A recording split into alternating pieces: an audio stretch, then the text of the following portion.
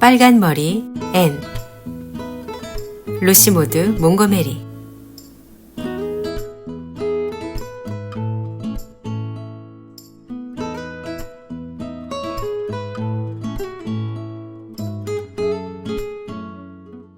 에이번니의 어린 학생들은 예전의 단조로운 생활로 돌아가기가 힘들었다.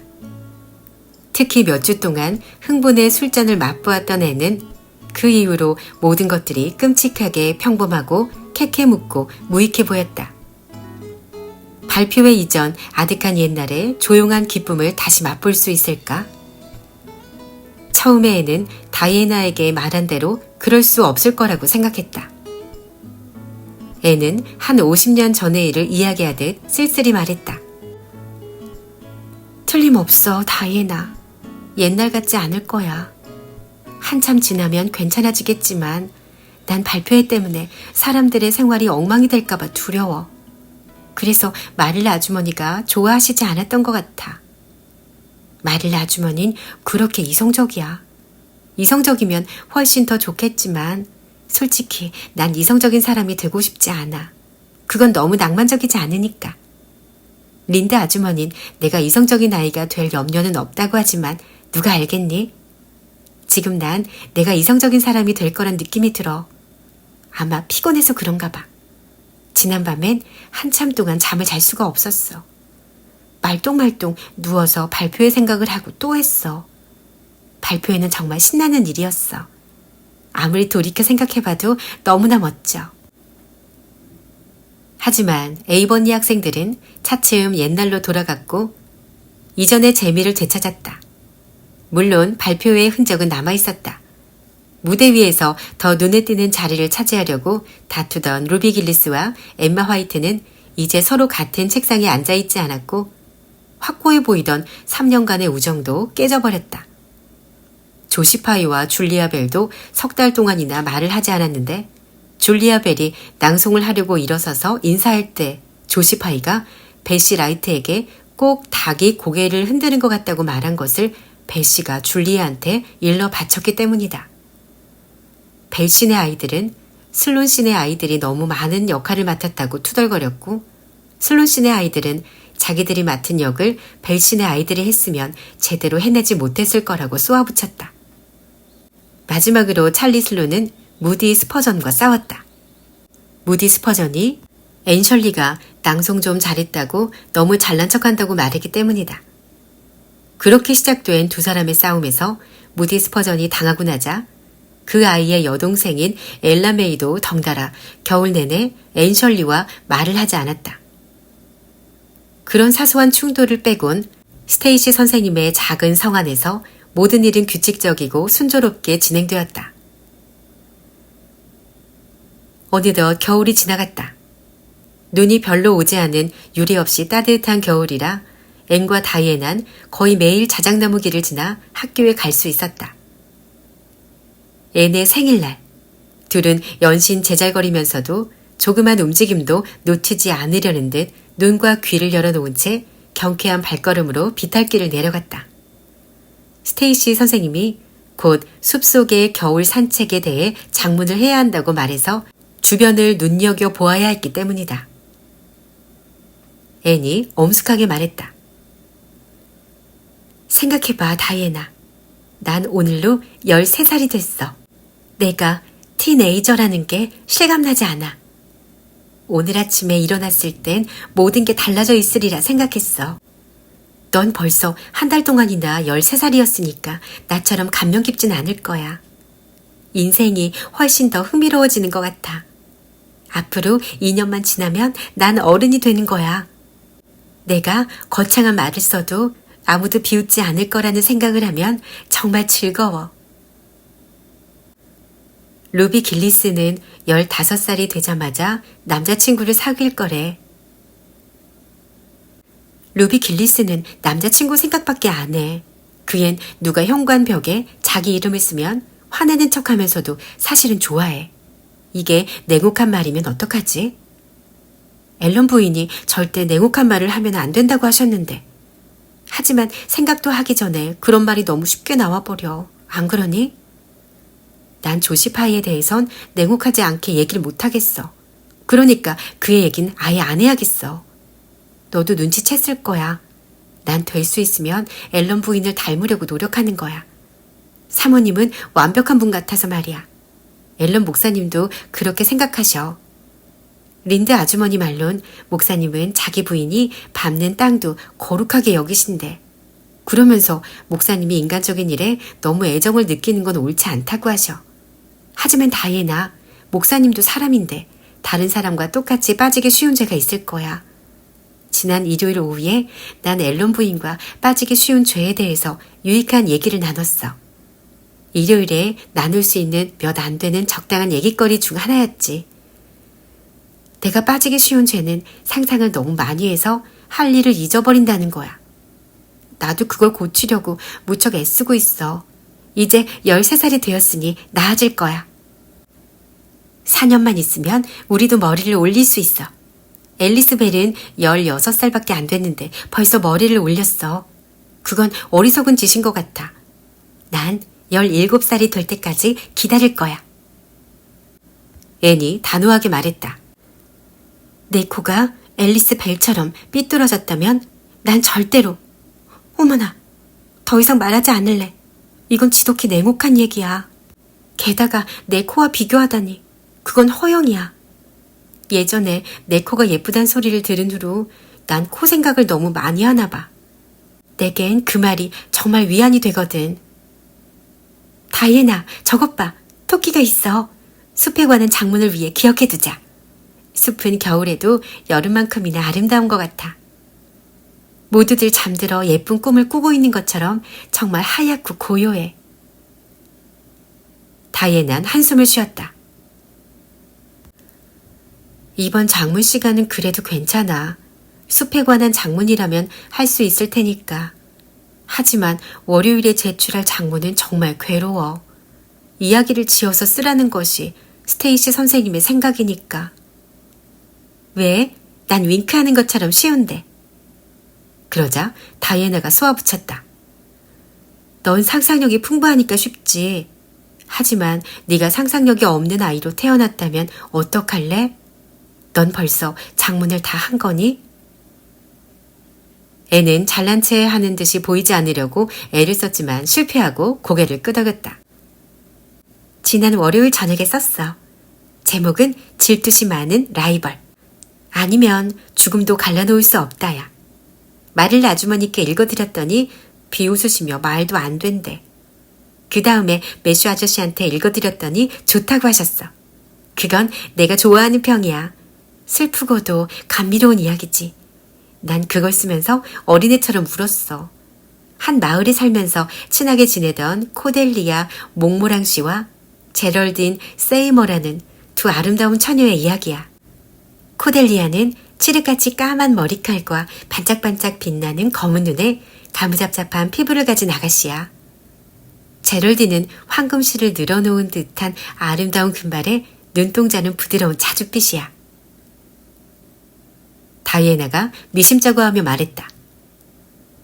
자줏빛 눈을 가진 사람은 본 적이 없어. 나도 못 봤어. 그냥 지어낸 거야. 뭔가 평범하지 않게 하려고. 제럴디는 설화석고 같은 이마를 가졌어. 설화석고 같은 이마가 어떤 건지 알아냈거든. 다 13살이 된 덕분이야. 12살 때보다 아는 게 훨씬 많아졌거든. 다이애나는 그들의 운명에 점점 흥미를 느꼈다. 그래, 코델리아와 제럴드는 어떻게 됐는데? 16살이 될 때까지 둘 다 아름다운 처녀로 자라났어. 그런데 버트럼 드비어가 그 마을에 와서 매력적인 제럴딘과 사랑에 빠졌어. 제럴딘이 탄 마차를 끄는 말이 사납게 날뛰며 달아났을 때 버트럼이 목숨을 구해줘 서로 처음 만난 거야. 제럴딘은 버트럼의 팔에 안긴 채 기절을 해버렸고 버트럼은 5km나 떨어진 제럴딘의 집까지 데려다 주었어. 물론 마차가 완전히 부서졌기 때문이지. 난 경험이 없어서 청혼하는 장면을 상상하기가 어려웠어. 루비 길리스는 결혼한 언니들이 많으니까 그 방면엔 권위자일 것 같아서 혹시 남자가 청혼하는 법을 아는지 물어봤지. 그랬더니 말콤 앤드러스가 수잔 언니에게 청혼할 때 자기는 홀에 있는 식품 저장실에 숨어 있었대. 말콤은 수잔 언니한테 아버지가 농장을 자기 이름으로 주셨다고 말하면서 이번 가을에 결혼하면 어떨까 자기라고 했대. 수잔 언니는 그래, 아니, 모르겠어, 글쎄 라고 했는데 둘은 그렇게 빨리 약혼을 했대. 하지만 난 그런 청혼은 별로 낭만적이라 생각 안 들어. 그래서 결국 내가 상상할 수 있는 대로 생각해내야 했어. 루비 길리스가 요즘은 그렇게 하지 않는다고 했지만 난 버트럼이 무릎을 꿇고 온갖 시적인 미사여구를 늘어놓으면서 간청하도록 했지. 제럴딘은 한 페이지나 되는 긴 얘기 끝에 청혼을 받아들였어. 제럴딘의 얘기를 쓰느라 무척 고생했어. 무려 5번이나 고쳤었거든. 난 그것이 내 걸작이라고 생각해. 버트럼은 제럴딘에게 다이아몬드 반지와 루비 목걸이를 주었고 유럽으로 신혼여행을 가자고 했어. 버트럼은 무척 부자였거든. 그런데 이게 웬일이야? 두 사람이 앞길에 어두운 그림자가 드리워지기 시작했어. 나 몰래 버트럼을 짝사랑하던 코델리안, 제럴딘의 약혼 소식을 듣고 더구나 목걸이와 다이아몬드 반지를 보곤 미칠 것만 같았어. 제럴딘을 좋아하던 마음은 쓰디쓴 증오로 변해 절대 둘이 결혼하지 못하게 하리라 맹세했지. 하지만 코델리아는 여전히 제럴딘의 친구로 행세했어. 어느 날 저녁 코델리아와 제럴딘은 물살이 몹시 사나운 시내의 다리 위에 서 있었어. 코델리아는 둘뿐이라고 생각하곤 하하하 비웃으며 제럴딘을 거칠게 다리 가장자리에서 떠밀어 버렸어. 하지만 그 모습을 본 버트럼이 내가 구해주겠어, 소중한 나의 제럴딘 하고 외치며 곧장 물속으로 뛰어들었지. 하지만 이걸 어떡해. 버트럼은 자기가 수영을 못한다는 걸 잊어버린 거야. 그래서 둘은 서로 팔을 꼭 붙잡은 채 물속에 빠져 죽었어. 두 사람의 시체는 잠시 후에 기슭으로 떠밀려왔어. 둘은 한 무덤에 묻혔고 장례식은 무척 인상적이었어. 다이애나. 얘기가 결혼하는 걸로 끝나는 것보다 장례식으로 끝나는 게 훨씬 낭만적이야. 한편 코델리아는 양심의 가책으로 미쳐서 정신병원에 갇혔어. 이건 코델리아의 범죄에 대한 문학적인 징벌이라고 생각했어. 너무 근사하다. 넌 어떻게 그런 얘기를 지어내니, 앤? 나도 너 같은 상상력이 있으면 좋겠다. 매슈와 비슷한 평을 하는 부류에 속하는 다이애나가 감탄했다. 앤이 기운을 북돋아 주었다. 자꾸 연습하면 그렇게 될 거야. 지금 생각난 건데 다이애나. 너하고 내가 둘만의 이야기 클럽을 만들어서 연습 삼아 소설을 써보는 거야. 네가 혼자 할 수 있을 때까지 곁에서 도와줄게. 너도 상상력을 키워야 한다는 걸 알잖아. 스테이시 선생님이 그렇게 말씀하셨어. 단 우리가 올바르게 한다면 말이야. 선생님께 유령의 숨 이야기를 해드렸더니 그건 상상력을 잘못 발휘한 거래. 그렇게 해서 이야기 클럽이 만들어졌다. 처음엔 앤과 다이애나 둘만 하려고 했지만 곧 제인 앤드루스와 루비 길리스 그리고 자신의 상상력을 키워야 한다고 생각하는 아이들 한두 명이 함께했다. 루비 길리스는 남자아이들을 가입시키면 훨씬 더 재밌을 거라고 말했지만 남자아이들은 낄 수 없었고 각자 일주일에 한 가지씩 이야기를 만들어내야 했다. 앤이 마릴라에게 말했다. 정말 재밌어요. 각자 자기 얘기를 크게 읽고 난 다음에 같이 토론을 해요. 우린 그 이야기를 모두 소중하게 간직해서 후손들에게 전할 거예요. 우린 모두 필명을 가지고 있어요. 저는 로자먼드 몽모랑씨예요. 모두 제법 잘해요. 루비 길리스는 조금 감상적이에요. 얘기 속에서 구원 장면이 얼마나 많은지 몰라요. 너무 지나치면 오히려 모자라는 것보다 나쁘잖아요. 제인은 읽을 때에 거북하다며 사랑 얘기는 전혀 쓰지 않아요. 제인의 이야기는 너무 이성적이에요. 그리고 다이애나는 살인 얘기가 너무 많아요. 다이애나는 등장인물을 어떻게 처리해야 할지 고민스러우면 죽음으로 처리해 얘기 속에서 사라지게 해요. 대부분 제가 아이들에게 뭘 쓸지 말해주는데 제겐 아이디어가 하도 많아서 하나도 어렵지 않아요. 이 이야기 클럽이 듣던 중 제일 바보짓 같구나. 머릿속에 쓸데없는 생각만 가득 차서 공부할 시간을 낭비할 거야. 책을 읽는 것도 나쁜데 더구나 쓰는 건 더 나쁘지. 하지만 우린 얘기 속에 반드시 도덕성을 강조하려고 주의하고 있어요. 마릴라 아주머니. 제가 그걸 강조해요. 착한 사람들은 모두 상을 받고 나쁜 사람들은 전부 적절한 처벌을 받아요. 전 좋은 교훈을 얻게 될 거라고 확신해요. 도덕은 아주 중요하거든요. 앨런 목사님이 그렇게 말씀하셨어요. 목사님과 사모님께 제 이야기를 하나 읽어드렸더니 두 분 다 도덕성이 뛰어나다고 말씀하셨어요. 엉뚱한 부분에서 웃으시긴 했지만요. 전 사람들이 우는 게 더 좋아요. 제인과 루비는 제가 가슴 아픈 부분을 읽을 때마다 항상 눈물을 흘려요. 다이애나가 조세핀 할머니께 편지를 보내면서 우리 클럽 이야기를 해드렸더니 우리들 이야기를 몇 개 보내달라고 하셨대요. 그래서 우리들 작품 중에서 가장 좋은 4작품을 다시 써서 보내드렸어요. 조세핀 베리 할머니는 평생 그렇게 재미있는 이야기를 읽어본 적이 없다고 답장을 주셨어요. 우리들 이야기는 대부분 주인공이 죽고 또 가슴 아픈 내용인데 왜 그렇게 말씀하셨는지 조금 당황스러웠어요. 하지만 조세핀 할머니께서 좋아하셨다니 기뻐요. 우리 클럽이 세상에 조금이라도 좋은 일을 한다는 뜻이니까요. 앨런 부인은 무슨 일을 하든 세상에 도움이 되는 일을 목표로 삼아야 한다고 하셨어요. 저도 그러한 일을 목표로 삼으려고 노력하지만 재미있을 땐 늘 잊어버려요. 전 커서 앨런 부인처럼 되고 싶어요. 그렇게 될 가능성이 있을까요? 마릴라 주머니? 마릴라가 용기를 북돋아 주겠답시고 한 대답은 이랬다. 가능성이 많다고는 못하겠구나. 앨런 부인이 어렸을 때는 너처럼 이렇게 엉뚱하고 잘 잊어버리는 아이는 아니었을 테니. 애는 심각하게 말했다.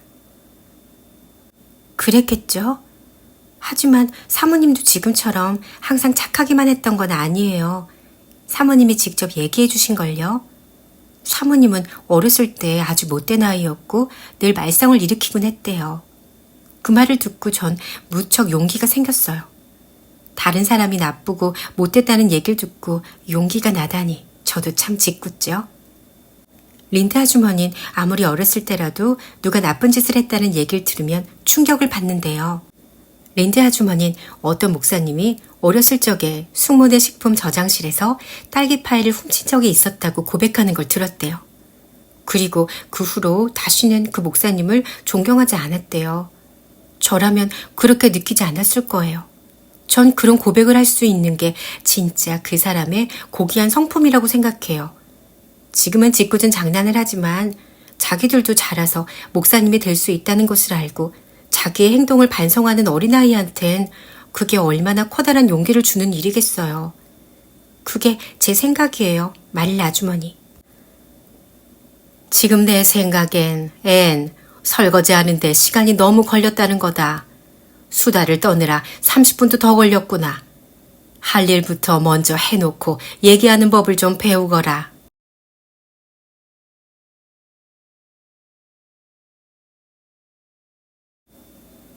어느 느지막한 4월 저녁에 마릴라는 봉사회 모임을 마치고 집으로 걸어오면서 이제 겨울은 지나가고 젊고 즐거운 사람들에게나 늙고 슬픈 사람에게나 어김없이 기쁨을 가져다주는 봄이 왔구나 느꼈다.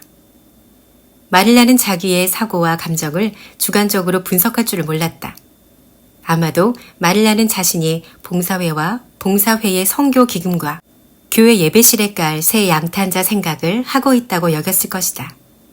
하지만 그런 생각 밑바닥엔 저물어가는 태양 아래 엷은 자줏빛 안개가 피어오르는 붉은 들판, 시내 건너편 목초지로 길고 뾰족한 그림자를 들이운 전나무, 거울처럼 매끈한 숲 웅덩이 주위로 살며시 진홍색 싹이 트기 시작한 단풍나무, 겨울잠에서 깨어나는 소리와 잿빛 풀밭 아래 감춰진 고동 소리를 막연하게나마 정겹게 느끼고 있었다. 온 사방에 봄빛이 완연했고 마릴라의 침착하고 중년 여성다운 발걸음은 깊고 원초적인 기쁨으로 더욱 가볍고 상쾌했다. 마릴라는 창문마다 햇빛이 반사되어 찬란한 성광이 번뜩이고 빽빽한 나무들 사이로 보일락말락한 초록 지붕집을 다정하게 쳐다보았다. 마릴라는 촉촉한 길을 걸어가며 앤이 초록 지붕집에 오기 전에 그랬던 것처럼 봉사의 모임을 끝내고 온기 없는 집으로 돌아가는 게 아니라 장작불이 기분 좋게 타닥거리며 타고 있고 테이블에 근사한 차가 준비된 집으로 돌아간다는 생각에 마음이 흐뭇했다. 그랬기 때문에 마릴라는 불도 꺼져 있고 앤의 기척도 없는 부엌에 들어서자 너무 실망스럽고 화가 났다. 나가기 전에 앤에게 5시에 차 마실 준비를 꼭 해놓으라고 이루고 갔었다. 그런데 지금 마릴라는 허둥지둥 2번째로 좋은 드레스를 벗어놓고 매슈가 밭에서 돌아오기 전에 서둘러 손수 식사 준비를 해야 했다. 마릴라는 칼로 불쏘시개를 깎아내며 벌컥 화를 냈다. 앤이 돌아오면 야단 좀 쳐야겠어요. 매슈는 들어와서 구석에 앉아 참을성 있게 차가 준비되기를 기다리고 있었다. 다이애나와 이야기다 대사연습이다 하며 허튼 짓이나 하고 싸돌아다니느라 시간이 가는지 오는지도 모르고 자기 할 일은 까맣게 잊고 있어요. 이런 일은 따끔하게 야단을 쳐야 해요. 전 앨런 부인이 앤처럼 총명하고 다정한 아이는 본 적이 없다고 말한 데 대해 눈꼽만치도 관심이 없어요. 앤이 총명하고 다정한지 모르겠지만 머릿속에 온통 엉뚱한 생각만 가득 차서 다음엔 또 어떤 식으로 터져 나올지 종잡을 수가 없어요. 엉뚱한 짓을 하나 고치고 나면 금세 다른 엉뚱한 짓을 해요. 그래도 그렇지. 레이첼 린드 부인이 오늘 봉사회에서 한 말엔 정말 화가 났어요. 마침 앨런 부인이 앤을 칭찬해서 다행이었죠. 그렇지 않았다면 사람들 앞에서 레이첼 린드 부인에게 뭐라고 쏘아붙였을 거예요. 물론 앤에게 부족한 점이 많다는 건 저도 잘 알고 그걸 부인하진 않아요. 하지만 내가 앤을 키우지 레이첼 린드 부인이 키우는 건 아니잖아요. 린드 부인은 가브리엘 천사가 에이번니에 살았다면 그 천사의 결심도 꼬집어냈을 거예요.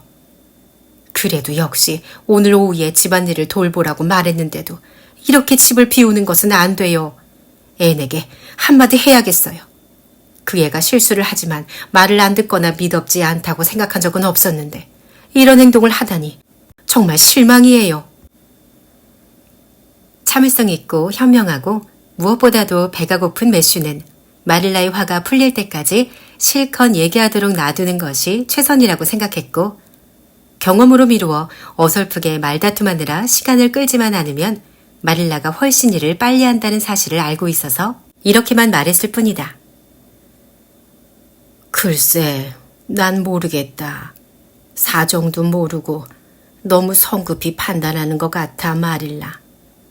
그 애가 확실히 네 말을 듣지 않았다는 게 드러날 때까진 그 애를 믿지 못할 아이라고 말하지 마. 무슨 사정인지 얘기하겠지. 애는 설명을 잘하니까. 집에 있으라고 했는데 없잖아요. 그 애도 내가 납득할 수 있도록 설명하긴 어려울 거예요. 물론 오라버니가 앤 편이라는 건 알아요. 하지만 오라버니가 아니라 제가 앤을 키우잖아요. 저녁 준비가 끝났을 땐 이미 날이 어두워져 있었다. 하지만 아직도 앤은 할 일을 깜빡했다는 생각에 헐떡거리며 급히 통나무 다리를 건너오거나 연인의 오솔길을 지나오는 기척이 보이지 않았다. 마릴라는 말없이 설거지를 하고 그릇들을 치웠다. 그리고 지하 저장실에 촛불을 가지고 내려가려고 늘 앤의 테이블에 놓아두던 초를 가지러 동쪽 방으로 올라갔다. 불을 켜고 돌아서다 마릴라는 앤이 베개에 얼굴을 파묻고 침대에 엎드려 있는 것을 보았다. 세상에, 자고 있었니, 앤? 마릴라가 깜짝 놀라며 말했다. 아니요. 앤이 우물우물거렸다. 그럼 어디 아프니? 마릴라가 침대로 다가가며 걱정스레 물었다. 앤은 사람들의 눈앞에서 영원히 숨어버리려는 것처럼 더욱 자기 베개 속으로 파고들었다. 아니에요. 하지만 제발 마릴라 아주머니, 절 쳐다보지 말고 가세요. 전 절망의 심연에 빠져 있어요. 누가 반에서 1등을 하든, 누가 제일 좋은 이야기를 쓰든, 누가 주일학교 성가대에서 노래를 부르든 아무 상관없어요. 이제 다시는 어디에도 가지 못할 것 같으니 그런 사소한 일은 하나도 중요하지 않아요. 제 인생은 이제 끝이에요. 제발 마를라 아주머니, 절 보지 말고 그냥 가세요. 마릴라가 의아해하며 캐물었다. 도대체 무슨 소리야, 앤셜리. 도대체 무슨 일이니? 무슨 짓을 했지? 당장 일어나서 얘기하거라. 당장 말이다. 그래, 자, 무슨 일이니? 애는 어쩔 수 없이 슬그머니 바닥으로 내려와 다 기어들어가는 소리로 오물거렸다. 제 머리를 보세요, 마릴라 아주머니. 마릴라는 촛불을 치켜들고 앤의 머리카락을 자세히 들여다보곤 뒤통수를 한 대 얻어맞은 느낌이었다. 분명 아주 해괴한 모습이었다. 앤셜리, 머리카락을 어떻게 한 게냐? 초록색이잖아. 그것을 이 세상에 존재하는 색깔로 부른다면 아마도 초록색이라고 할 수 있을 것이다. 칙칙하고 이상 야릇한 구릿빛 초록색에 군데군데 원래의 빨간 머리까지 섞여 더욱 볼성 사나웠다. 마릴라는 지금까지 이 머리카락처럼 괴상한 색은 본 적이 없었다. 네, 초록색이에요. 전 어떤 색이라도 빨간 머리보단 나을 거라고 생각했어요. 하지만 초록머리는 빨간 머리보다 10배나 더 나쁘다는 걸 이제 알았어요. 마릴라 아주머니, 제가 얼마나 비참한지 모르실 거예요. 앤이 구슬프게 말했다. 난 네가 어떻게 이런 짓을 했는지 모르겠다. 어디 얘기 좀 해봐라. 여긴 너무 추우니 당장 부엌으로 내려가서 무슨 짓을 했는지 말해. 그렇잖아도 네가 이상한 짓을 할 때가 됐는데 싶었다. 2달 넘게 아무 말썽도 피우지 않았으니 이제 일을 저지를 때도 됐지. 자, 머리카락을 도대체 어떻게 한 거냐? 염색했어요. 염색했다고? 머리카락을 염색해? 앤셜리, 그게 나쁜 짓이라는 걸 모르니? 네, 조금은 나쁘다는 걸 알았어요. 하지만 빨간 머리만 없앨 수 있다면 조금은 나쁜 짓을 해도 된다고 생각했어요. 전 혼날 각오도 했어요, 마릴라 아주머니. 그 대신 다른 면에선 훨씬 더 착해지리라 마음먹었어요. 그래, 내가 너처럼 염색하려고 했다면 그래도 근사한 색으로 했겠다. 난 초록색으로 염색하지 않았을 거야. 마릴라가 빈정거렸다. 애는 풀이 죽어 대꾸했다. 저도 초록색으로 염색하려는 건 아니었어요, 마릴라 아주머니. 제가 나쁜 짓을 하기로 결심했다면 그만한 목적이 있었을 거예요. 그 아저씨는 제 머리가 칠흑같이 검게 될 거라고, 꼭 그렇게 된다고 분명히 말했어요. 제가 어떻게 그 사람 말을 의심했겠어요, 마릴라 아주머니. 의심을 받으면 어떤 기분인지 전 알아요. 앨런 부인이 확실한 증거 없이 누가 거짓말을 한다고 의심해서는 안 된다고 했어요. 지금은 증거가 있어요. 초록머리는 누구한테고 확실한 증거가 되겠죠. 하지만 그땐 증거가 없었고 그 아저씨의 말을 전적으로 믿었어요. 누구 말이냐? 누굴 말하는 거야? 오늘 오후에 왔던 행상 말이에요. 그 아저씨한테서 염색약을 샀어요. 앤셜리, 이탈리아 사람들을 절대 집안에 들이지 말라고 내가 몇 번이나 말했니? 난 그 사람들이 얼씬거리는 게 싫다. 아니요, 집안에 들이지 않았어요. 아주머니 말씀이 생각나서 문을 꼭 잠그고 제가 밖으로 나가 현관 계단에서 물건을 구경했어요. 더구나 그 사람은 이탈리아인도 아니고 독일계 유대인이었어요. 상자엔 재밌는 물건들이 잔뜩 들어있었고 아저씨는 자기 부인과 아이들을 독일에서 데려오려고 열심히 일한다고 했어요. 아저씨가 너무 처량하게 말해서 저는 가슴이 뭉클했어요. 그런 소중한 목표를 가진 아저씨를 위해 뭔가를 사주고 싶었어요. 그런데 염색약이 눈에 띄지 뭐예요? 아저씨가 그 염색약은 어떤 머리라도 아름다운 검은 머리로 만들 수 있고 물로 씻어도 지워지지 않는다고 했어요. 순간 전 새까매진 아름다운 제 머리가 떠올라서 유혹을 견딜 수가 없었어요. 약값은 75센트였는데 남아있는 제 용돈은 50센트 뿐이었어요. 아저씨는 매우 친절한 분이었어요. 제 돈을 보고 아저씨는 저한테만 50센트에 팔겠다며 거저주는 거나 마찬가지라고 했어요. 그래서 전 그걸 샀고 아저씨가 가자마자 여기로 와서 설명서에 쓰여있는 대로 빗에 적셔 빗었어요. 전 한 병을 다 썼어요. 그리고 마를라 아주머니, 끔찍하게 물든 제 머리를 보곤 나쁜 짓을 한 걸 후회했죠. 정말이에요. 그 어느 때보다도 뼈저리게 뉘우쳤어요. 마릴라가 모질게 말했다. 그래, 제발 좀 완전히 뉘우치길 바란다. 눈을 크게 뜨고 허영심을 부리면 어떻게 되는지 보거라, 앤. 세상에, 도대체 어떻게 해야 하는 거냐? 우선 머리를 감는 게 제일 좋겠다. 그러면 좀 나아질지도 모르니까. 그래서 앤은 원래의 빨간색으로 되돌리기 위해 비누를 칠하고 박박 문질러대며 머리를 감았다. 물에 지워지지 않는다는 행상의 말은 진실이었다. 하지만 결코 그 사람이 진실하다고 할 수는 없었다. 애는 눈물을 글썽이며 울었다. 마를라 아주머니, 어떡해요? 전 이러고 못 살아요. 사람들은 진통제를 넣은 케이크나 다이애나를 취하게 만든 일이나 린드 아주머니한테 버릇없이 대든 것 같은 실수는 거의 다 잊었을 거예요. 하지만 이 일은 절대 잊지 않을 거예요. 사람들은 제가 나쁜 아이라고 생각할 거예요. 마를라 아주머니, 우리가 처음 거짓을 행할 때 그건 얼마나 뒤얽힌 그물을 짜고 있는 건지. 이건 시지만요, 사실 그대로예요. 조시파이가 얼마나 비웃을까요? 마릴라 아주머니. 전 조시파이를 쳐다볼 수가 없어요. 프린스 에드워드 섬에서 전 제일 불행한 아이예요. 앤의 불행은 일주일 동안 계속되었다. 그동안 앤은 아무데도 가지 않고 매일 머리를 감았다. 외부 사람 중에는 다이애나만이 그 엄청난 비밀을 알고 있었지만 절대 말하지 않기로 엄숙하게 약속했다. 다이애나가 끝까지 그 약속을 지켰다는 사실을 여기에 기록해야겠다. 일주일이 지나자 마릴라가 결심한 듯이 말했다. 안 되겠다, 앤. 그건 다른 것보다 오래가는 염색약이야. 머리를 잘라야겠다. 그 밖에 다른 방법이 없어. 그런 꼴로 밖에 나갈 수는 없지 않니? 앤은 입술이 떨렸지만 마릴라의 말은 쓰디쓴 진실이었다. 앤은 쓰라린 한숨을 쉬며 가위를 가지러 갔다.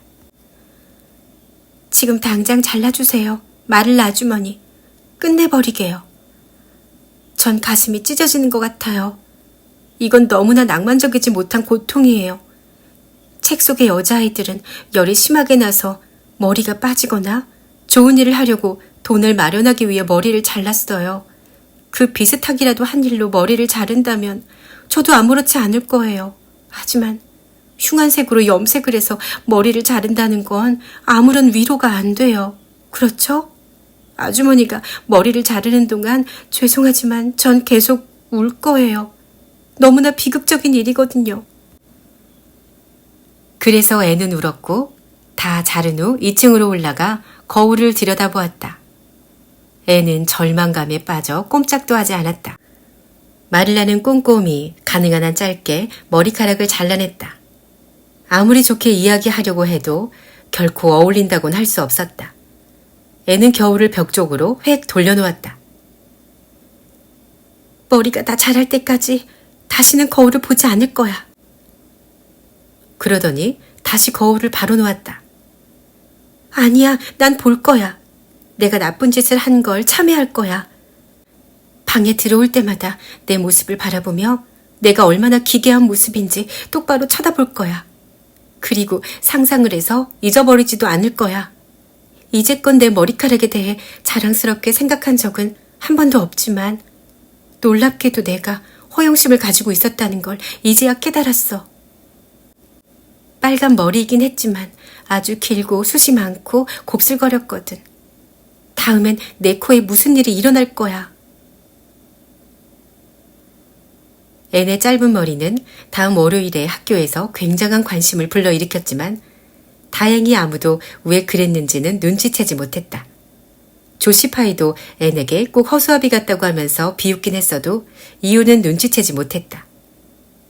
앤은 그날 저녁 다시 두통이 나서 소파에 누워있는 마릴라에게 다 얘기했다. 조씨가 그런 말을 해도 전 아무 대꾸도 안 했어요. 그건 역시 제가 받을 벌의 한 부분이니 꼭 참아야 한다고 생각했죠. 허수아비 같다는 소리를 가만히 듣고 있는 건 쉬운 일이 아니라서 냅다 뭐라고 쏘아붙이고 싶었어요. 하지만 그러지 않았어요. 한번 노려보기만 하고 용서해줬어요.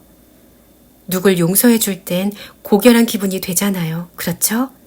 앞으로는 좋은 사람이 되는 데만 제 모든 힘을 다 쏟을 거예요. 절대 예뻐지려고 노력하지 않겠어요. 물론 착한 게 훨씬 낫죠. 그렇다는 건 알지만 가끔씩 아는 것을 믿기 어려울 때가 있어요. 전 정말 좋은 사람이 되고 싶어요. 마릴라 아주머니.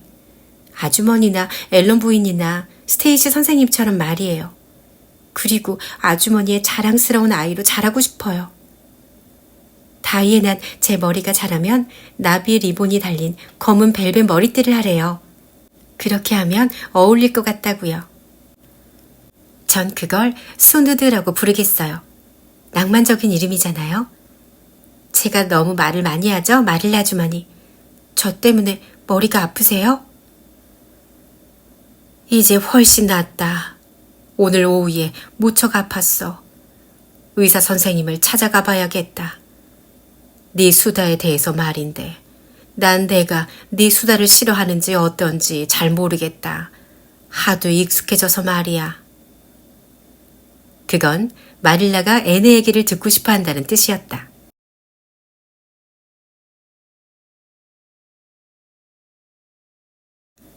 당연히 네가 일레인을 해야지, 앤. 난 떠내려갈 자신이 없어. 다이애나가 풀 죽은 목소리로 말하자 루비 길리스는 아예 몸을 바들바들 떨었다. 나도 그래. 두세 명이 같이 배를 타고 앉아 떠내려간다면 괜찮아. 그럼 재밌을 거야. 하지만 누워서 죽은 신용을 하며 떠내려가는 건 못하겠어. 난 정말로 무서워 죽겠어. 제인 앤드루스도 인정했다. 물론 낭만적이긴 해. 하지만 난 가만히 있지 못할 것 같아. 내가 어디쯤 왔는지 너무 멀리 떠내려간 건 아닌지 보려고 1분마다 일어날 거야. 그럼 분위기가 깨질 거야, 앤. 앤은 한숨을 푹 내쉬었다. 하지만 빨간 머리에 일레인이 있다면 얼마나 우습겠니? 난 떠내려가는 게 무섭지도 않고 일레인이 되고 싶기도 해. 단지 머리 때문에 못하는 거야. 루비, 넌 아름다운 데다 길고 예쁜 금발을 가지고 있으니까 네가 해야 해. 책에서 눈부신 금발이 강물을 따라 흘러갔다고 했잖아. 일레인은 백합 아가씨였어. 그러니 나 같은 빨간 머리인 백합 아가씨가 될 수 없어. 네 피부색은 루비의 머리카락만큼이나 일레인 역에 잘 어울려. 그리고 네 머리카락은 자르기 전보다 훨씬 더 검어졌어. 다이애나의 진지하기까지 한 말에 애는 기뻐서 얼굴을 붉히며 소리쳤다. 정말 그러니? 나도 가끔 그런 생각을 했어. 하지만 아니라는 소리를 들을까봐 누구한테 감히 물어볼 수가 없었어. 이제 다갈색이라고 해도 되겠니, 다이애나? 다이애나는 까만 나비 리본이 깜찍하게 달린 벨벳 머리띠를 한 앤의 부드러운 곱슬머리를 바라보며 조금 부러운 듯이 말했다. 그래, 그리고 정말 예뻐. 아이들은 비탈 과수원 집 아래 연못 기슭 위에 서 있었다. 그런데 그곳에는 그 기슭에서 뻗어나온 자작나무가 무성한 자그마한 곳이 있는데 그 끄트머리에 낚시꾼이나 오리 사냥꾼들이 드나들기 편하게 물 위에 조그만 나무 선착장을 만들어 놓았다. 한여름 오후에 거기서 루비와 제인이 다이애나와 놀고 있는데 앤도 같이 놀려고 왔던 것이다. 앤과 다이애나는 여름에는 거의 매일 연못 근처에서 놀았다. 지난 봄에 벨 씨가 무정하게도 자기 방목장에 있는 나무들을 동그랗게 잘라내버려 한가한 황야도 이제 옛 이야기가 되어버렸다. 애는 나무 그루터기들 사이에 앉아 지난 일을 생각하며 울었지만 곧 진정되었다. 사실 앤과 다이애나가 말했듯이 내일 모레면 14살이 되는 다 큰 여자애들이 장난감 집 같은 걸 갖고 노는 건 너무 유치했기 때문이다. 연못엔 그보다 더 재밌는 놀이거리들이 있었다. 다리 위에서 송어를 잡는 것도 재밌었고 베리 씨가 오리를 사냥할 때 쓰는 바닥이 평평한 조각배 타는 법도 터득했다. 일레인의 이야기를 영국으로 꾸며보자는 것은 앤의 아이디어였다.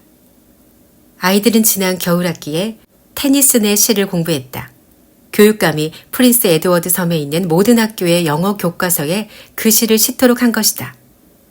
아이들은 그 시를 분석하고 문법적으로 해부해서 거기에 아무 의미도 남지 않을 때까지 한 구절 한 구절씩 토막을 냈지만 금발의 백합 같은 처녀와 랜슬롯과 귀네비어와 아서왕은 실제 인물처럼 느껴졌다.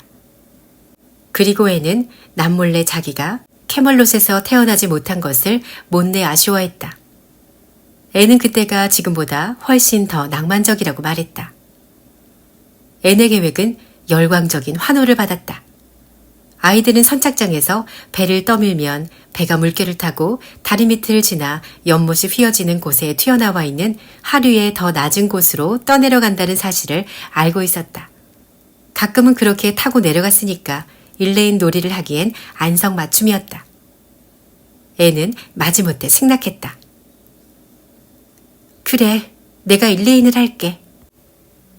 주인공 역을 하는 건 기뻤지만 앤의 예술적 감각은 그 역에 꼭 맞는 사람이 하길 원했고 자신은 아니라고 생각했다.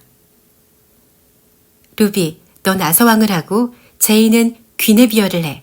그리고 다이애난 랜슬롯이야. 우선 너희들은 일레인의 아버지랑 오빠들 역할을 해야 해.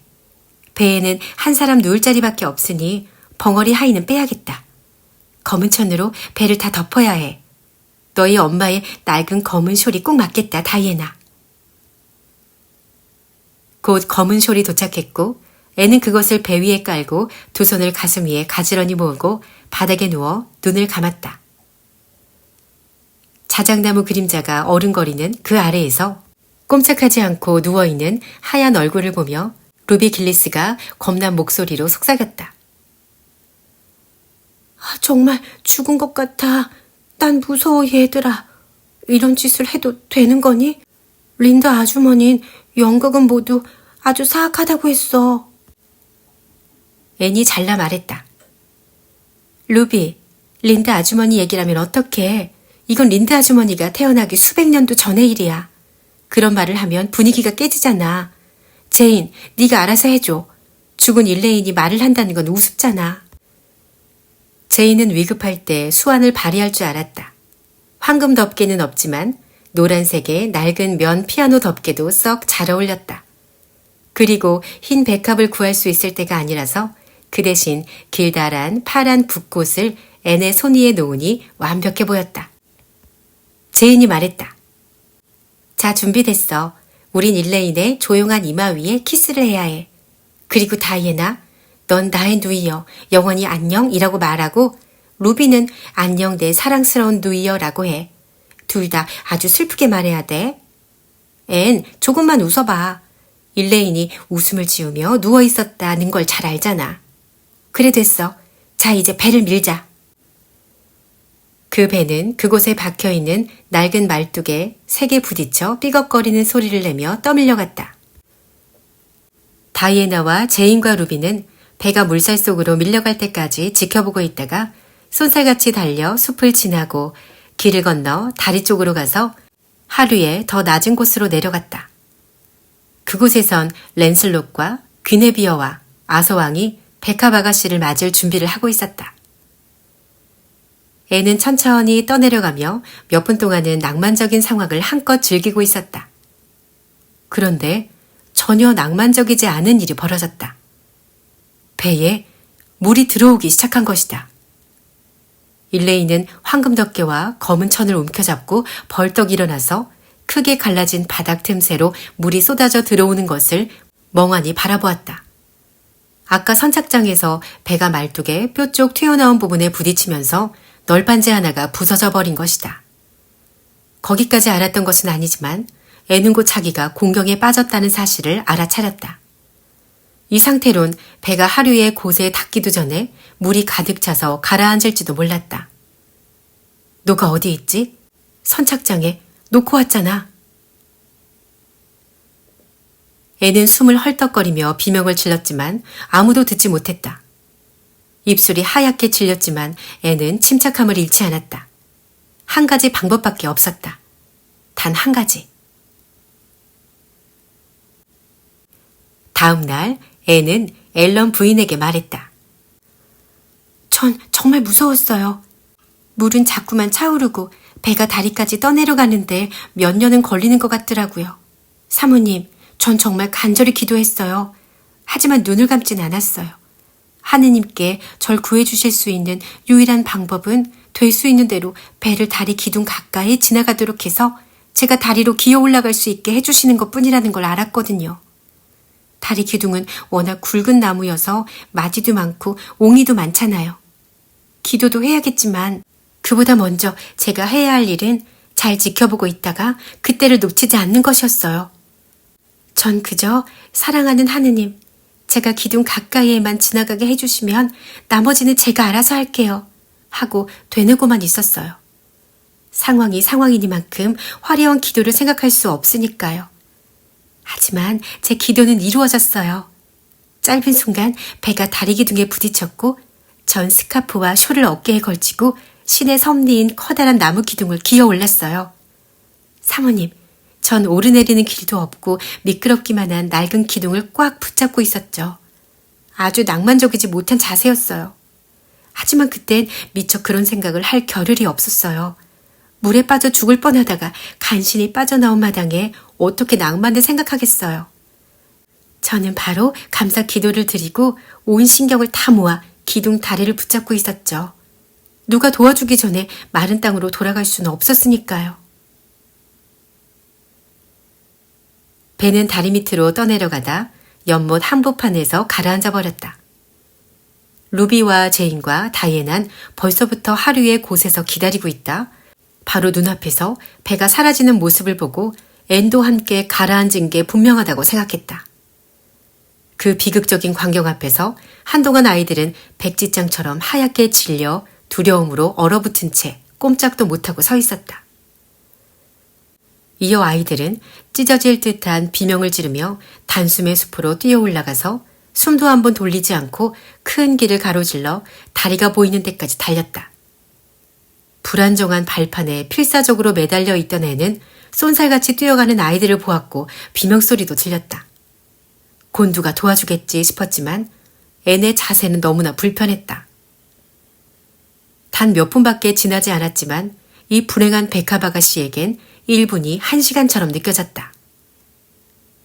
왜 아무도 오지 않지? 애들은 다 어디로 간 거야? 혹시 모두 다 기절한 게 아닐까? 아무도 오지 않으면 어떡하지? 힘도 빠지고 쥐가 나서 더 이상 매달려 있을 수 없으면 어떡하지? 길다란 기름띠 그림자가 출렁대는 끔찍하게도 깊은 초록빛 물을 내려다보니 애는 온몸이 오싹해지며 다리가 후들후들 떨렸다. 애는 일어날 법한 온갖 무시무시한 일들을 다 상상하기 시작했다. 팔과 손목이 아파 더 이상 견딜 수 없다고 생각한 바로 그때 길버트 블라이드가 하먼 앤드루스 씨의 배를 타고 다리 밑으로 노를 저어왔다. 길버트가 올려다보니 놀랍게도 경멸하는 듯한 표정에 조그만 하얀 얼굴에 역시 경멸 어린 잿빛 눈이 깜짝 놀라 휘둥그레 뜬 자기 눈을 내려다보고 있는 게 아닌가? 길버트가 소리쳤다. 앤셜리, 도대체 거긴 어떻게 올라갔니? 길버트는 대답도 기다리지 않고 다리 기둥 가까이 배를 대곤 손을 내밀었다. 달리 방법이 없었던 터라 애는 길버트 블라이드의 손을 잡고 엉금엉금 기어내려와 얼굴을 잔뜩 찌푸리고 배 고물 쪽에 가 앉았다. 몸은 흙투성이가 되고 팔에 끌어안은 숄과 덮개에선 물이 뚝뚝 떨어졌다. 이 상황에 체면을 차리긴 너무너무 힘들었다. 길버트가 노를 잡으며 물었다. 어떻게 된 거야, 앤? 앤은 자기를 구해준 사람을 쳐다보지도 않고 쌀쌀맞게 대답했다. 일레인 연극을 하고 있었어. 내가 조각배를, 아니 배를 타고 캐멜로까지 떠내려가기로 했어. 근데 배 밑바닥이 새는 바람에 다리 기둥으로 기어 올라간 거야. 친구들이 도움을 청하러 갔어. 선착장까지 데려다 줄 수 있겠니? 길버트는 친절하게 선착장까지 태워다 주었고 앤은 길버트의 도움을 마다하며 불이 나게 강가로 뛰어 올라갔다. 앤은 돌아서며 오만하게 말했다. 신세를 너무 많이 졌어. 길버트도 뒤따라 뛰어 올라오더니 앤의 팔을 붙잡고 급하게 말했다. 앤, 이것 봐. 우리 좋은 친구가 될 수 없을까? 지난번엔 네 머리를 놀려서 정말 미안해. 널 화나게 하려는 건 아니었어. 그저 장난이었어. 더구나 그건 오래전의 일이잖아. 요즘 네 머리는 굉장히 예뻐 보여. 정말이야. 우리 친구가 되자. 잠깐 동안 앤은 망설였다. 그토록 자존심이 짓밟혔는데도 앤은 수줍은 듯 하면서도 진지한 빛을 가득 담은 길버트의 담갈색 눈이 이상하게도 마음에 들었다. 앤의 가슴은 야릇하게 흔들리며 콩닥콩닥 뛰었다. 하지만 옛날에 쓰디쓴 분노를 떠올리며 흔들리는 마음을 휘어잡았다.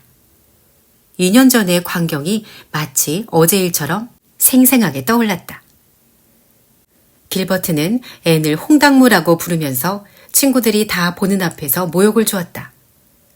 다른 사람이나 나이가 많은 사람이 그랬다면 웃어 넘겨버렸을지 모르지만 이 일만은 그 분노가 조금도 가라앉거나 누그러지지 않았다. 앤은 길버트 블라이드를 미워했다. 결코 용서할 수 없었다. 앤이 냉정하게 말했다. 싫어. 난 너하고 절대 친구가 될 수 없어. 길버트 블라이드. 친구가 되고 싶지도 않아. 좋아. 다시는 친구하자고 말 안 할 거야, 앤셜리. 나도 너와 친구하고 싶지 않아. 길버트는 화가 나서 얼굴이 벌겋게 달아오른 채 배로 뛰어내리더니 거칠게 노를 저으며 가버렸다.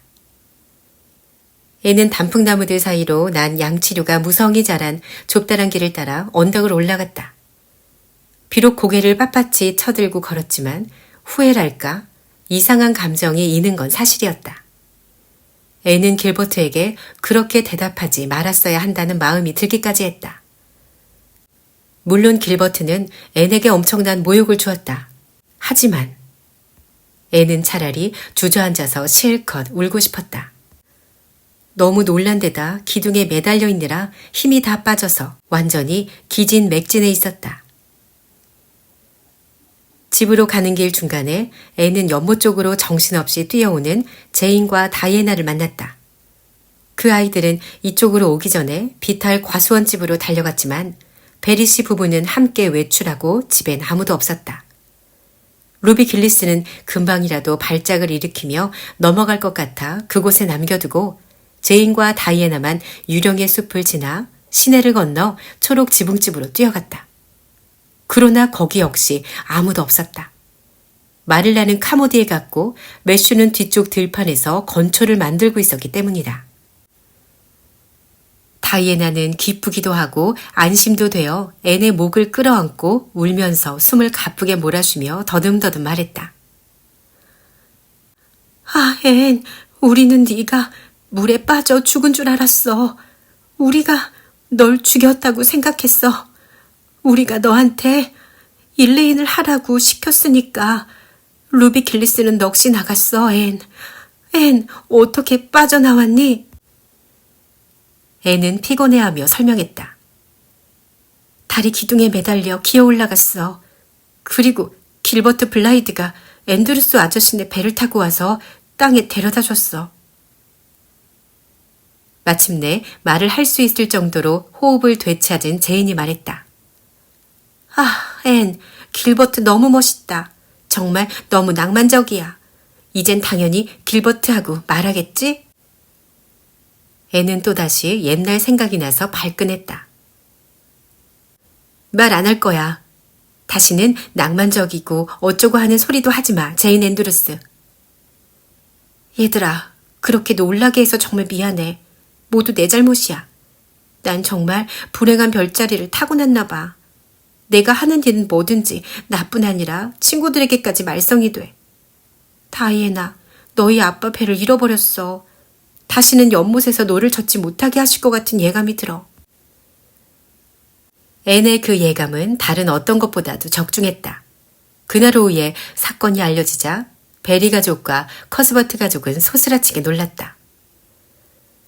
이제는 정신 좀 차릴 거니, 앤?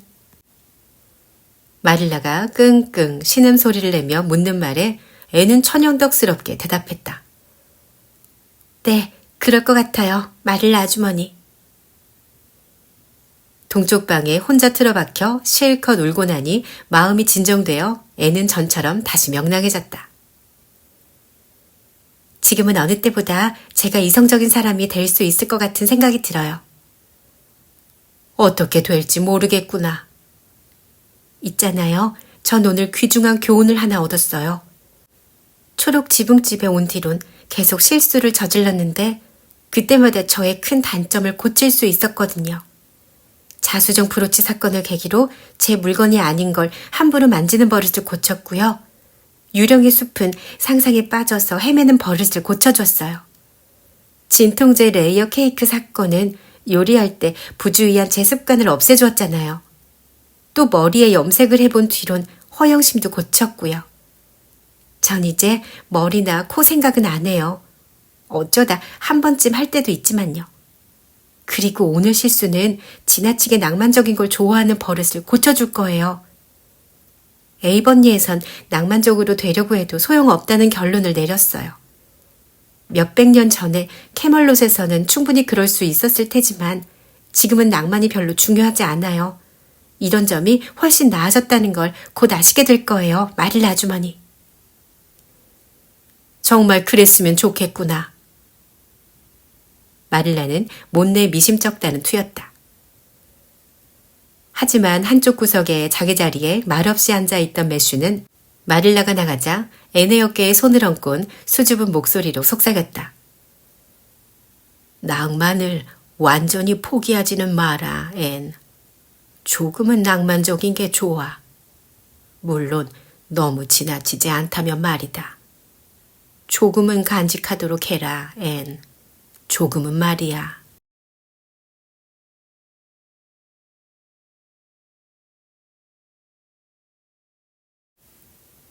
앤은 박목장에서 연인의 오솔길을 따라 소를 몰고 집으로 돌아오고 있었다.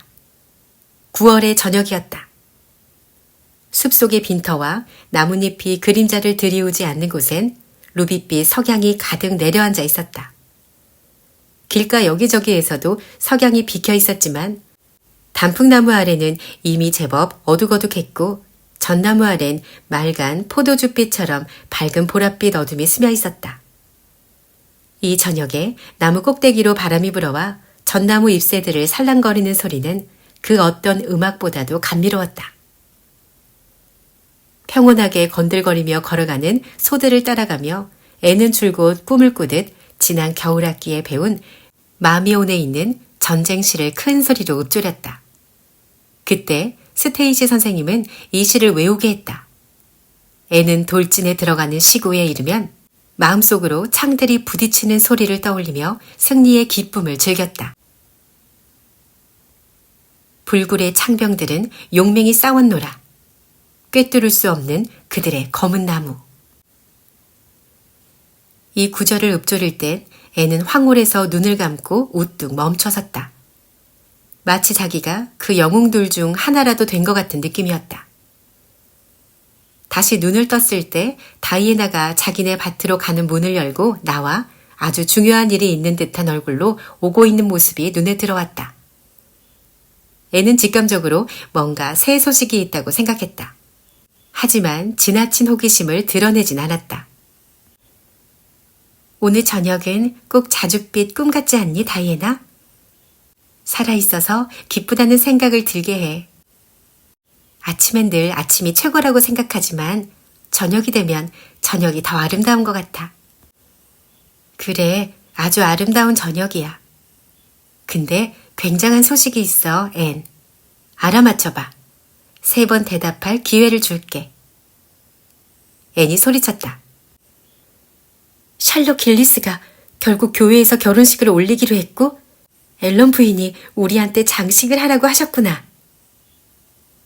아니, 샬럿의 남자친구가 찬성하지 않을걸. 아직까지 교회에서 결혼식을 올린 사람이 없는 데다 샬럿의 남자친구는 그렇게 하면 꼭 장례식 같을 거라고 생각하니까 말이야. 그 대답은 너무 평범해. 그보다 훨씬 더 신나는 일이야. 다시 알아맞혀봐. 그럼 제인의 엄마가 생일 파티를 열어주신대? 다이애나는 검은 두 눈에 즐거움이 가득한 채 고개를 저었다. 애는 낙담해서 힘없이 말했다. 뭔지 모르겠어. 어젯밤 기도회를 마치고 집에 돌아갈 때 무디 스퍼전 맥퍼슨이 널 쳐다본 게 아니라면 맞니? 절대 아니야. 다이애나가 발끈했다. 그 못생긴 애가 날 쳐다봤다고 내가 그걸 자랑하겠니? 그래, 알아맞힐 수 없을 거야. 어제 조세핀 할머니가 엄마한테 편지를 보내셨는데 다음 화요일에 우리 둘을 데리고 시내로 가서 박람회를 구경시켜주고 싶다고 하셨대. 그거야.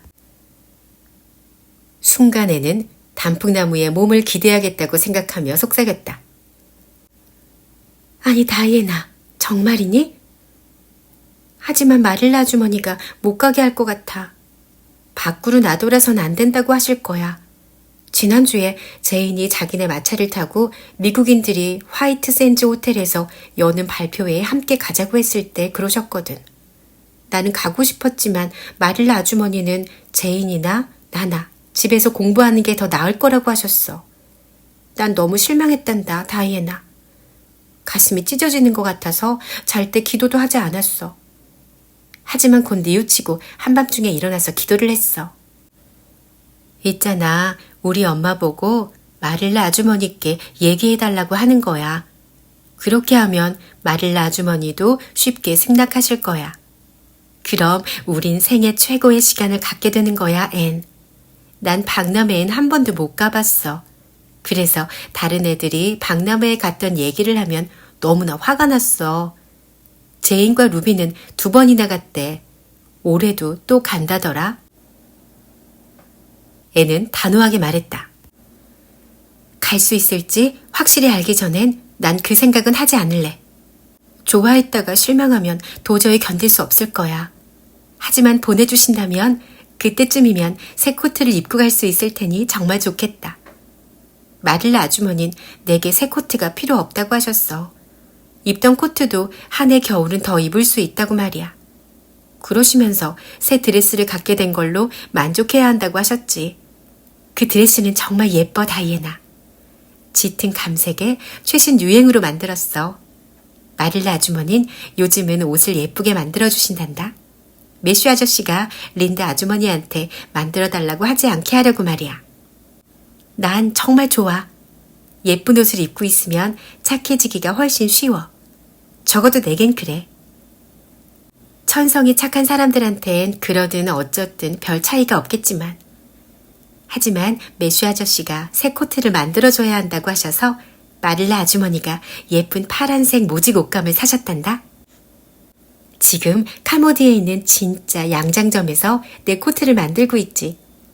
토요일 저녁이면 다 된대. 새 옷을 입고 새 모자를 쓰고 교회 복도를 걸어가는 생각을 하지 않으려고 애쓰고 있어. 그런 생각을 하는 건 좋지 않은 것 같아서 말이야.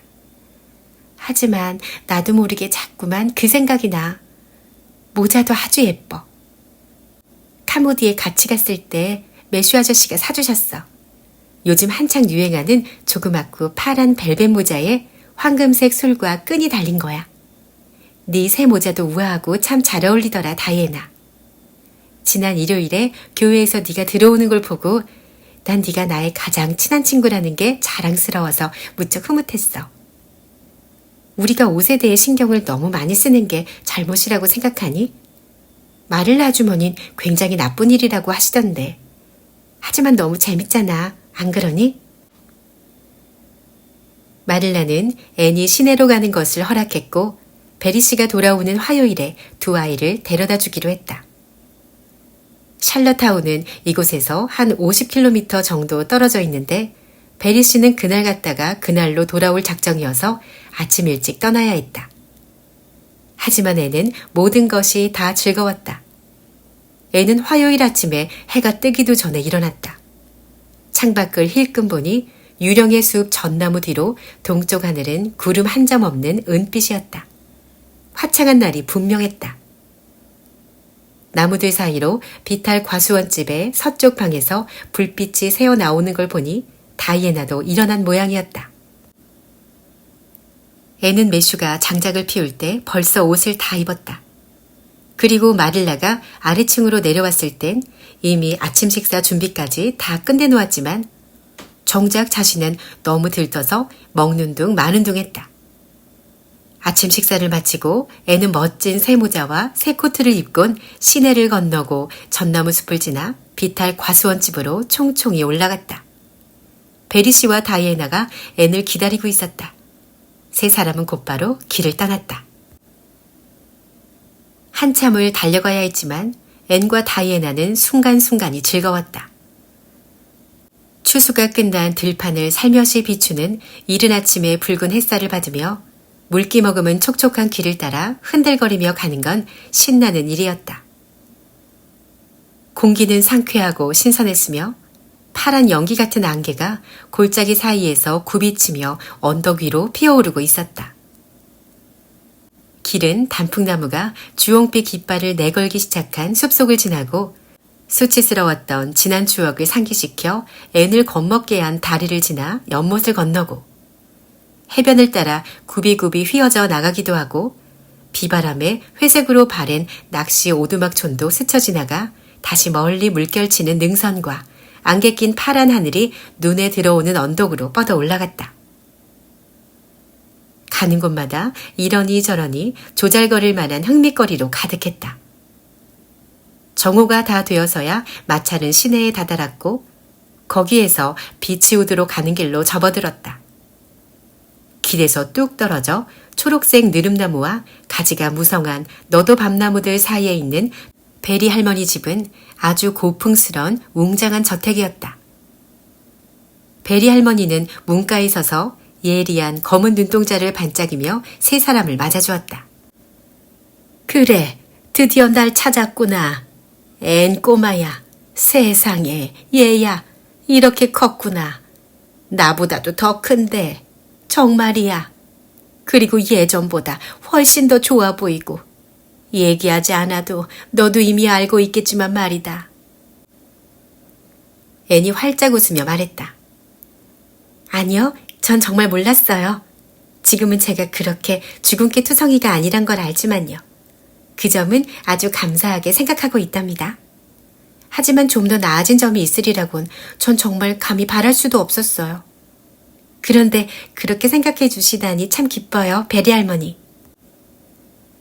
나중에 애는 마릴라에게 베리 할머니의 집은 엄청나게 근사한 가구들로 꽉 차 있다고 말했다.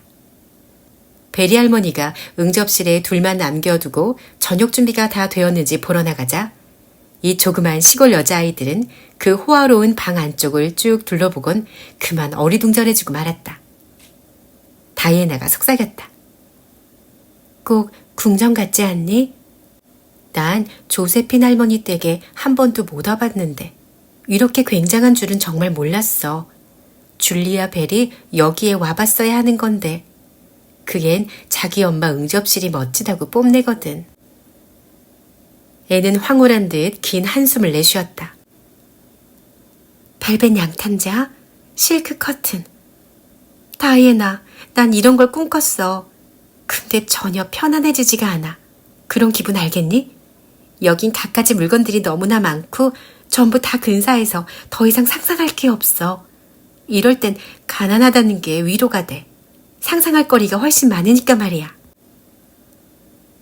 앤과 다이애난 벌써 오래전부터 이렇게 시내에서 지내보기를 바랬다.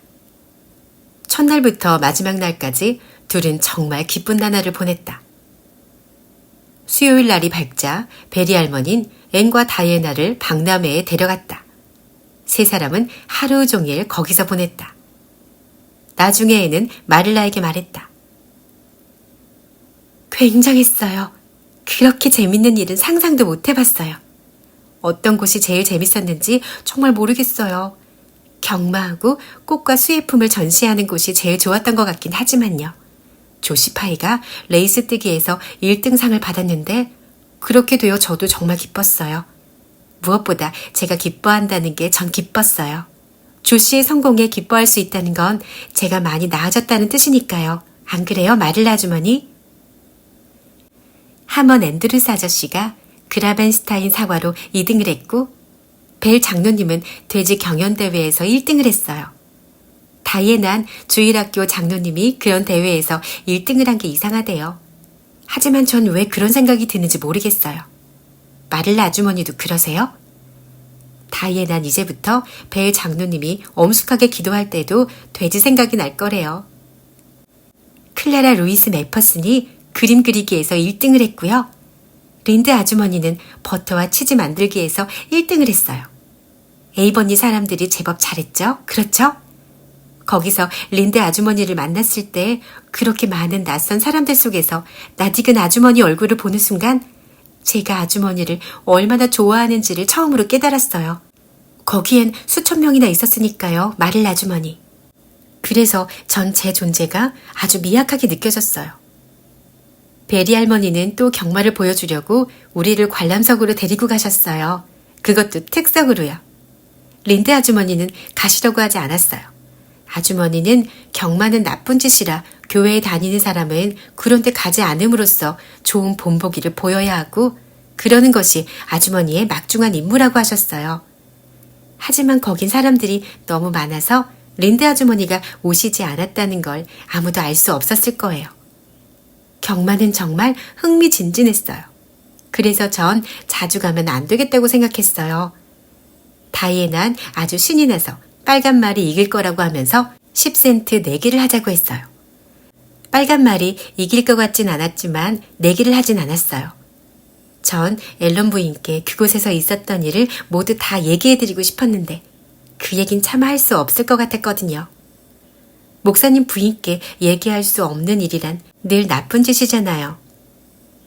목사님 부인과 친구가 되면 여분의 양심을 더 갖고 있는 것 같아서 좋아요. 근데 내기를 하지 않은 게 다행이었어요.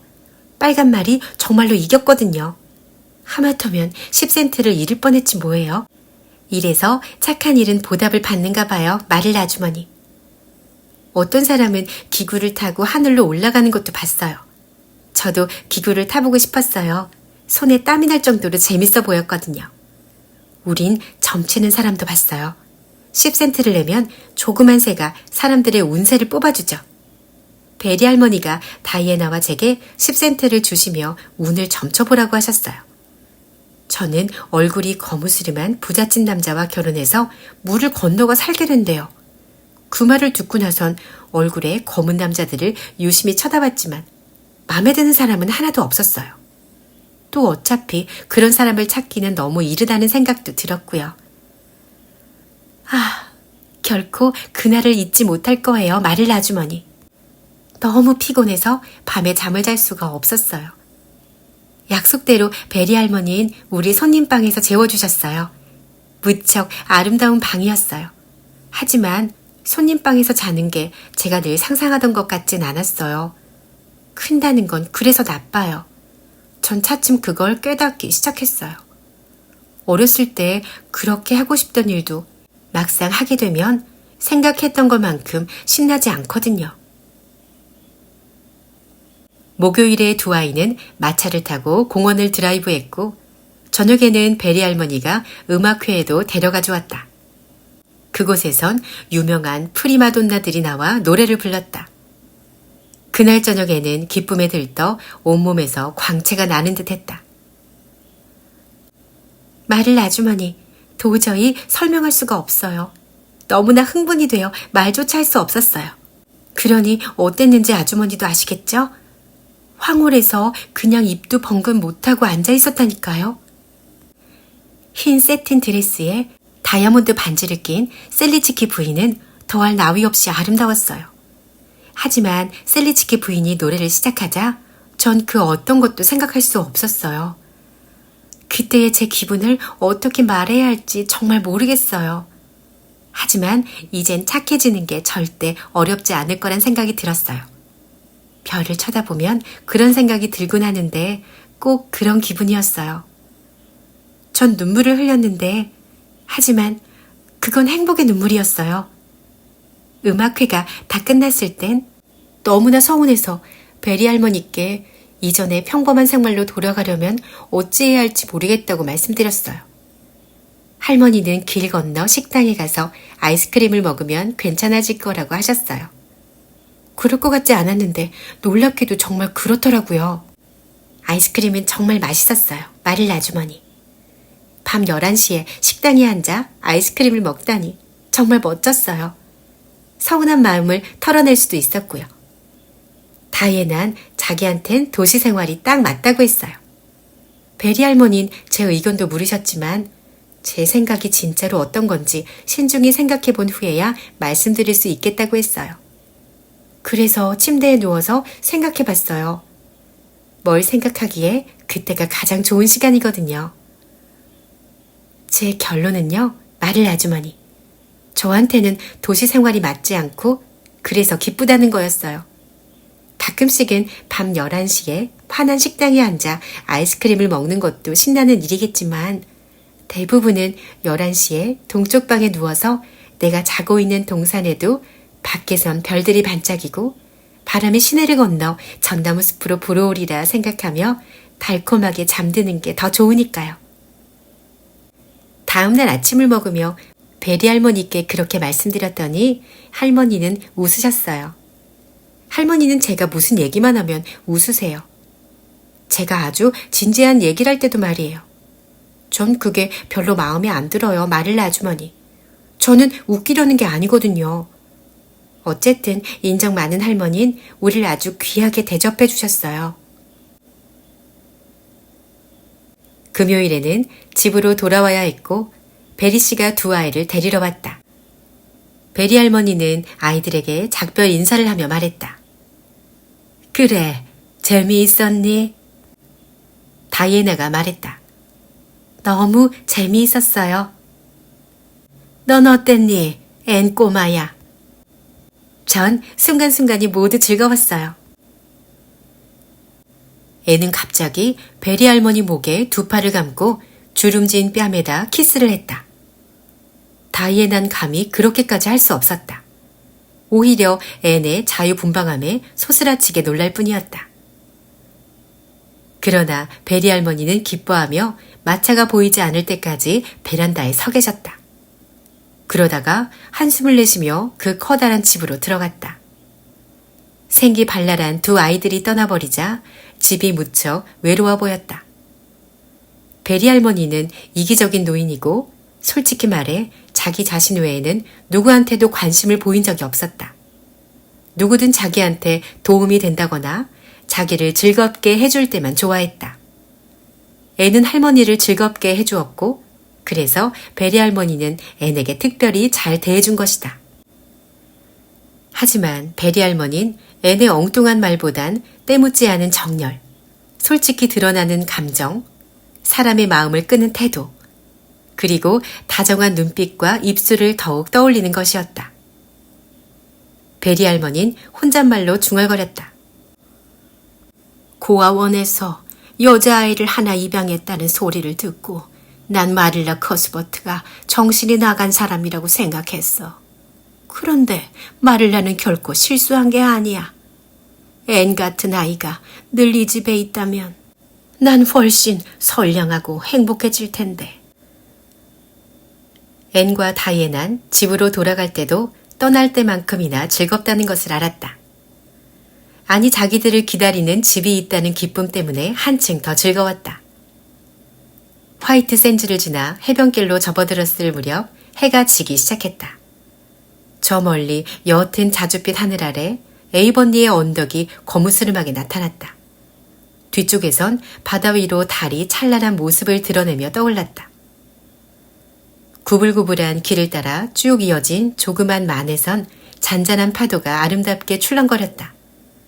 파도는 나직하게 철썩철썩 소리를 내며 바위에 부딪혀 부서졌고 상쾌한 대기는 바다 냄새로 가득했다. 살아있다는 게 이렇게 기쁠 수가 없어. 집으로 돌아간다는 것도. 앤이 속삭였다.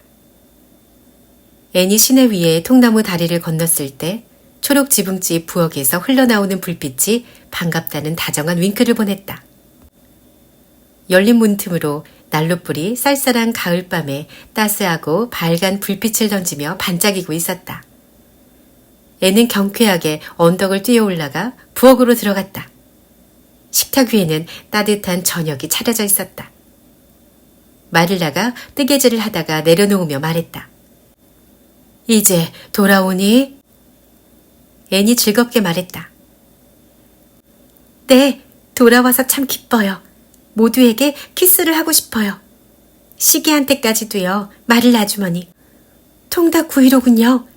절 위해 만드신 건 아니겠죠? 아니, 널 위해 만들었다. 오랜 시간 마차를 타고 와서 배가 고플 테니 맛있는 게 필요할 거라고 생각했지. 어서 짐을 갖다 두고 오너라. 매슈 오라버니가 들어오시면 곧바로 식사하자꾸나. 네가 돌아와서 나도 정말 기쁘다. 네가 여기 없는 동안 무척 외로웠단다. 나흘이 이렇게 길었던 적은 없었어. 저녁을 먹고 나서 애는 매슈와 마릴라 사이 난로 앞에 앉아 그동안의 얘기를 늘어놓았다. 애는 행복해하며 말을 맺었다. 전 정말 멋진 시간을 보냈어요. 제 생애의 획기적인 사건이라고 생각해요. 하지만 무엇보다도 집으로 돌아오는 것이 제일 좋았어요.